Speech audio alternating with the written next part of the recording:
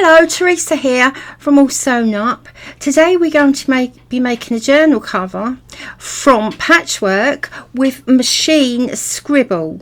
So the back of this particular journal, you see the line of lace there. That was actually to join two pieces of paper together that weren't long enough, that didn't measure up to the size I wanted. The fabric, the background fabric, as you can see, white, is paper.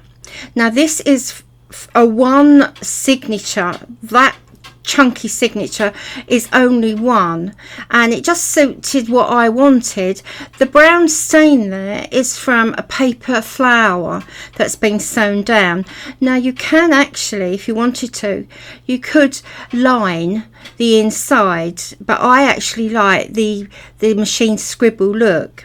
Now this particular piece of paper is from a bog standard drawing pad, which actually measures just over 11 inches square. It's sold as 12 by 12, but it isn't. It's 11 by 11. So I have to make it slightly larger to accommodate what I intend to do with my folder that we'll be working on today, on my cover. Now I'm measuring the inside page here to make sure that I get the exact right size. Now this is the paper, oops, I think I've knocked the camera. This is the paper that I'll be using as the background for the patchwork, and as you can see it is short of 12 inches. So that will be, as I say, that will be dealt with as we go along.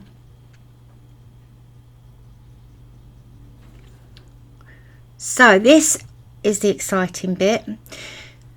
In the mug I've got a glue pot. The mug is only to stabilize the glue pot. The glue is PVA.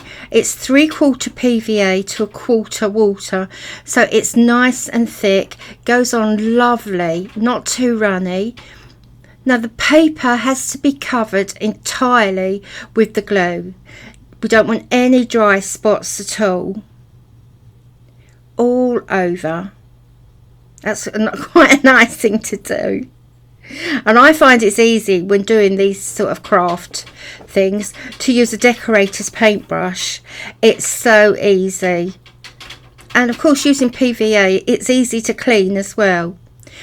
Right, now I keep moving this slightly to make sure that it hasn't stuck onto the surface. It really wouldn't matter if it had. It's easy enough to prise off.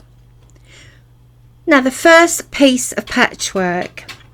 Now the small pieces are offcuts from my bit bag, so I'm just taking them at random. I've used them as they come, and I'm putting them on the glue and firming them in place. Now there's going to be no pattern to this, no colour coordination. It's just going to be as I grab them. And as you can see, there are some long thin strips, and those were for another project that I would do, and I cut too many, but I will actually cut some of these to cut them to make them smaller. So as you can see, all I'm doing is just layering them, just popping them down, layering some of them. The aim is just to fill the page with pieces of fabric.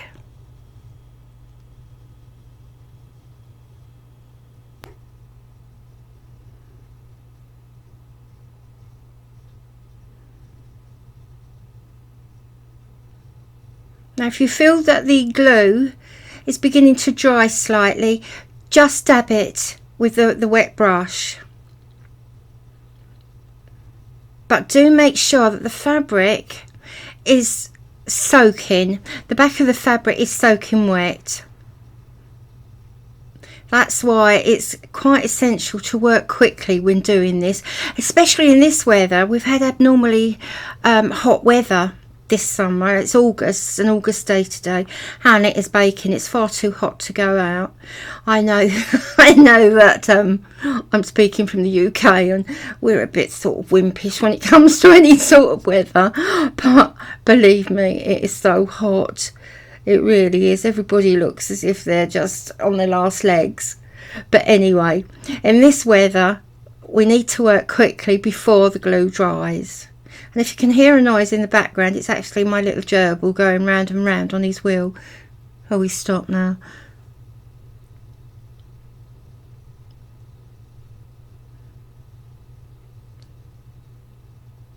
So...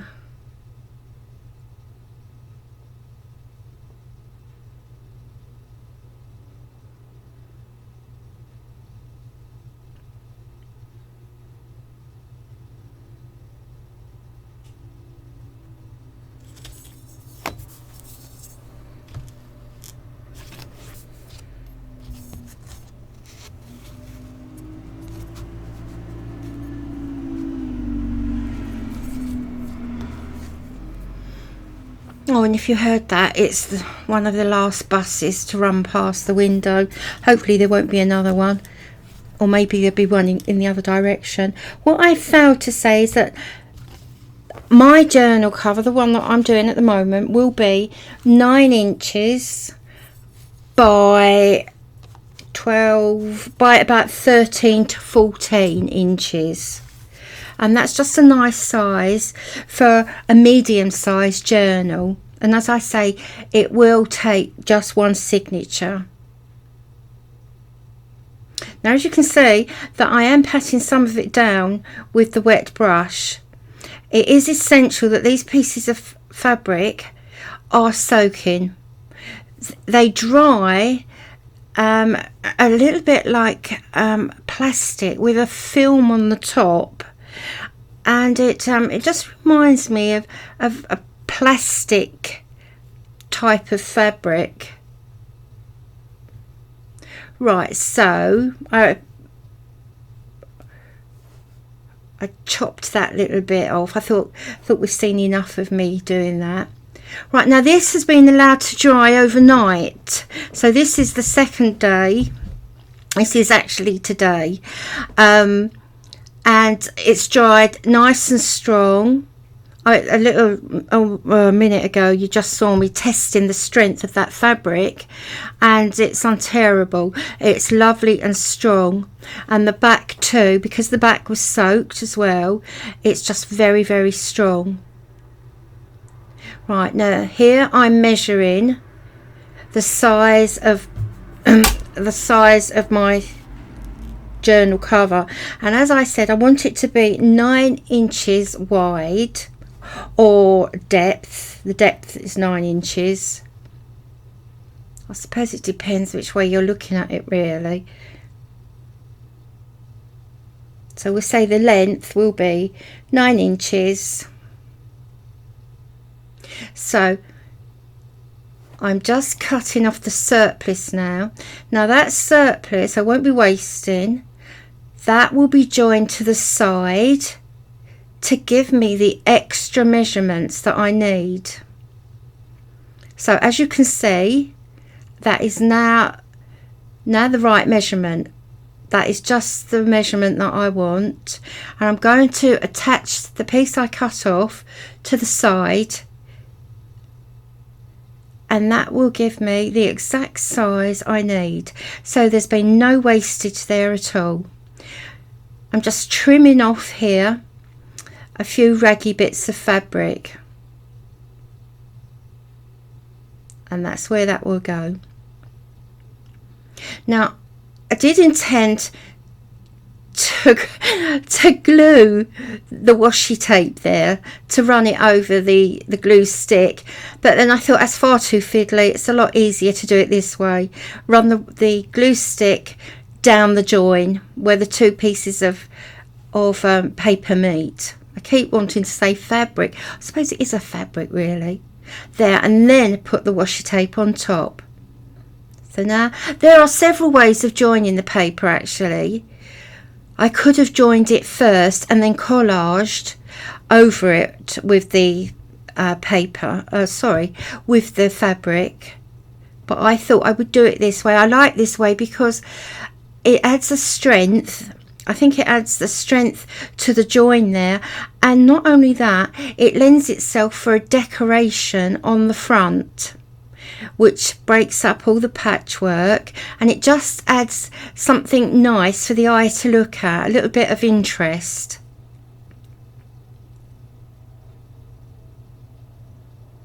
And that is exact. Just make sure that I've cut it straight. And there we go.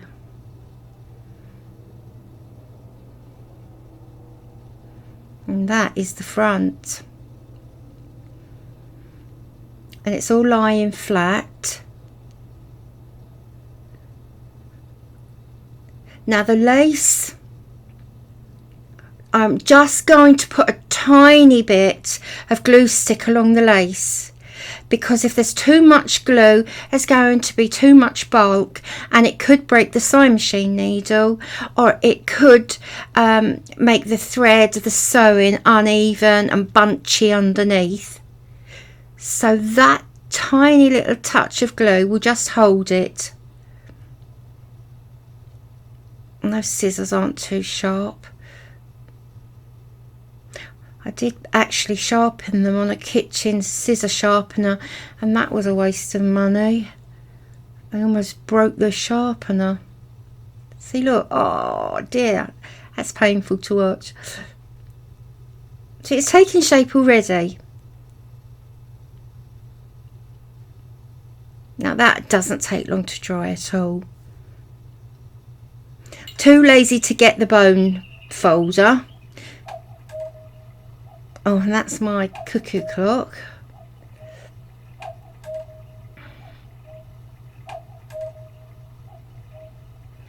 Found the bone folder. It was right in front of me after all.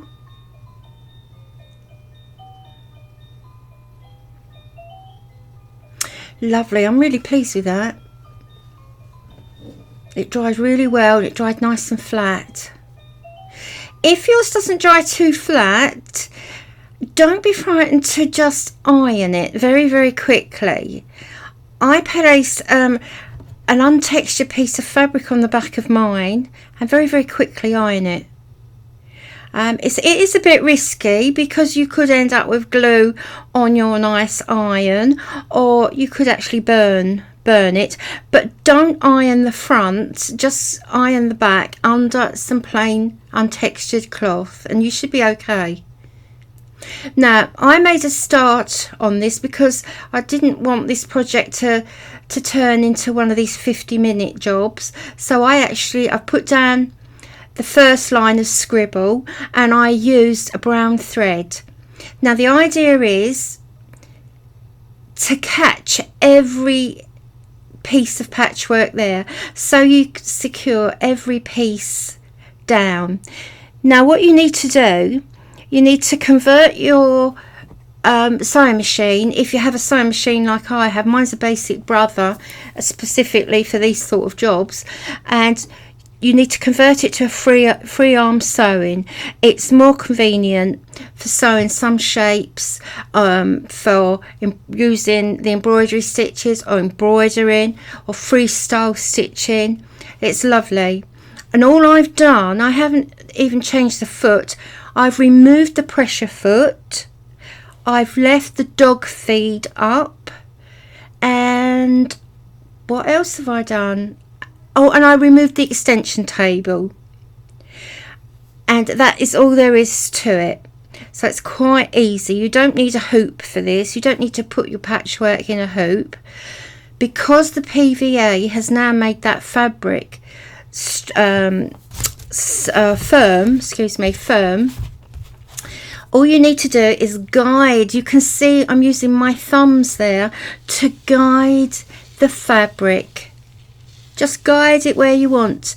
You don't have to stop and turn for corners or edges. You just guide it left and right and back and forward. You can see that I'm doing swirls there, but you don't have to do swirls. You could go up and down. You could do something angular.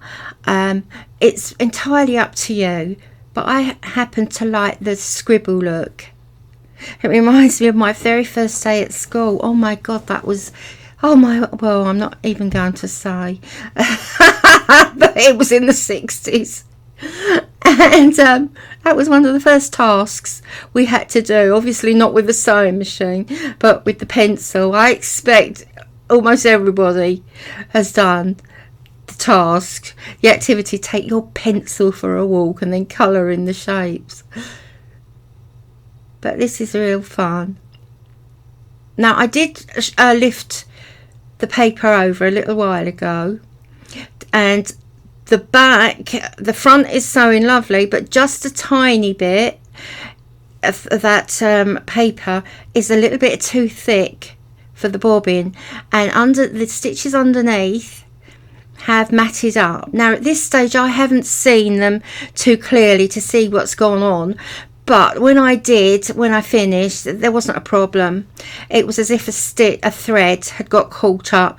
I just removed the thread and tidied it up a little bit. Had I not, I would have just lined it, or done a little bit of patchwork inside, something creative, put an embellishment over it. We don't want to take the fun out of this by being too precise, worrying about the odd stitch that hasn't taken. Now here, right at this minute, if you look closely, there's a long stitch that I'm going over at the moment. It's where the stitch hasn't caught with the bobbin thread, and it's produced 3 or 4 very, very long stitches, about ½ an inch long. All I've done, I've top stitched them like couching. I've gone back and I've couched them over. No harm done. It doesn't notice, and it's doing what it's supposed to do. It's looking like Scribble, and it's holding each piece of patchwork in place. It really is a lovely thing to do. You can get lost in this. And this is a great task for anybody who wants to begin playing with the sewing machine, a bit nervous of what it can do. You don't have to be, because there's no right and wrong. You can't make any mistakes with this. But it produces such, I think, a stunning effect. And of course, you don't have to do a journal cover. I just find that by making a journal cover, it's something small, it's easy to make, and you can make these journal covers with almost any technique you choose to. It's a good way of learning a technique and producing something really lovely. A nice journal, a notebook, something functional that you'll use.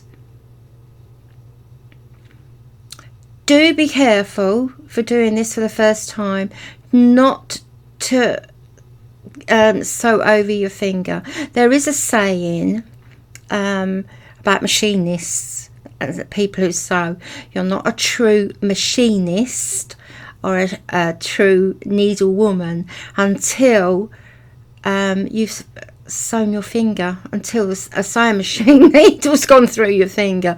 Well, that happened to me at a very young age, and it has never happened since.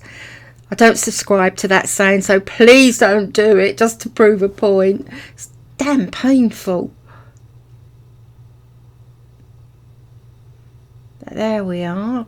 I just love that effect. You can see how the background fabric, all the odds and ends, they seem to marry together. They come together and produce just one lovely fabric. Now we've skipped forward, and this is how you finish it off. You edge it with zigzag. Now you can see for this I've put the pressure foot back on and the extension table, and I've changed the stitch from straight stitch to zigzag, and it's quite a nice wide zigzag. It isn't the widest on my machine, but it's a medium to wide. I think it's actually a 4. So this is the finished piece that has been zigzagged all the way round. I mean, really, you could bind that if you wanted to. You could do all sorts of different edgings to that, but I like the simplicity of the zigzag. Now I'm just giving it a trim here with the blunt scissors and fold it in half. Now this is how the journal will look, and it will take one signature of about 12 paper pieces. My journal there, this one here, has fabric pages in it as well. Well, thank you for joining me, and I really hope you enjoyed that. So hopefully I'll see you again soon. Take care. Bye.